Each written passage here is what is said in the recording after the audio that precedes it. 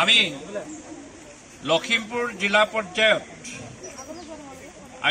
আৰ্যভট্ট বিজ্ঞান কেন্দ্ৰৰ সৌজন্যত আমি ইকো ক্লাববিলাকৰ ৩৫খন ইকো ক্লাব ৩৫খন বিদ্যালয়ৰ ইকো ক্লাবৰ মাজত আমি যি প্ৰদৰ্শনী আয়োজন কৰিছোঁ সেই প্ৰদৰ্শনীখন মই উন্মোচন কৰিবৰ কাৰণে আমি নিমন্ত্ৰণ কৰিছোঁ আমাৰ এই বিদ্যালয়ৰ মাননীয় অধ্যক্ষা দীপালী হাজৰিকা বাইদেউক। তেখেতে অলপ পিছতে উদ্বোধন কৰিব। মই এই প্ৰদৰ্শনী কিছুমান নিয়ম কৈ দিছোঁ যে আমি ৩৫খন বিদ্যালয়ত ইকো ক্লাব থকা বিদ্যালয়ত আমি জিলাখনৰ পৰা নিৰ্বাচিত কৰি তেখেতলোকক দুদিনীয়া প্ৰশিক্ষণ আমি দিছিলোঁ। তাতে আমাৰ ভাৰ্মি কম্পোষ্ট, কেঁচুসাৰ আৰু ছলিড ৱেষ্ট মেনেজমেণ্ট তাৰ ওপৰত প্ৰশিক্ষণ দিছিলোঁ। আৰু তাৰপিছত তেখেতসকলে পৰৱৰ্তী পৰ্যায়ত বিদ্যালয়লৈ গৈ এইখিনি কেনেধৰণে কৰিলে তাৰ ফল' আপ এটা আমি ইয়াতে দেখাব। আৰু ইতিমধ্যে প্ৰতিখন বিদ্যালয়লৈ আমাৰ এষ্টেকৰ তৰফৰ পৰা ১০,০০০ টকাকৈ অনুদান দিয়া হৈছিলে। আৰু আজি ইয়াৰ পৰ্যায়ৰ পিছত যিসকলে UC আদি দিছে বা ইয়াত অংশগ্ৰহণ কৰিছে তেখেতসকললৈ পৰৱৰ্তী পৰ্যায়ত আমি ফাণ্ডবিলাক জিলাৰ পৰা মুকলি কৰি দিম।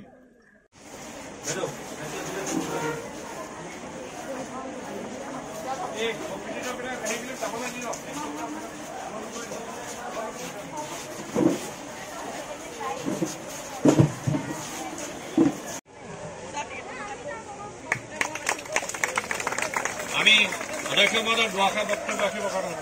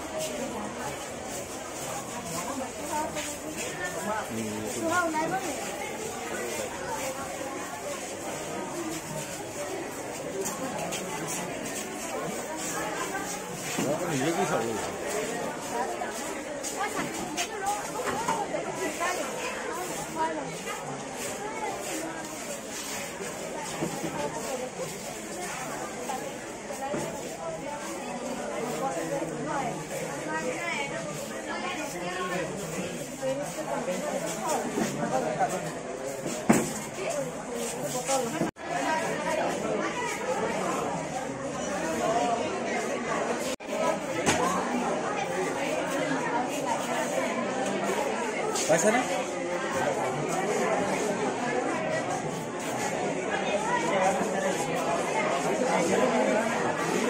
দেখুন দিন में ৰাখুন